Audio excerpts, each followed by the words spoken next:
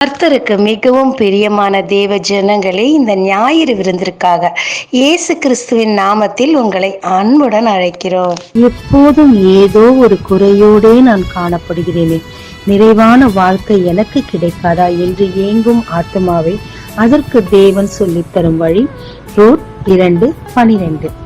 உனக்கு அவராலே நிறைவான பலன் கிடைப்பதாக. நாம் எல்லா விதத்திலும் ஆசீர்வதிக்கப்பட்டிருந்தாலும் இதயத்துக்குள்ள ஏதோ ஒரு எம்டினஸ் இருக்கும், ஏதோ ஒரு குறை இருக்கும்.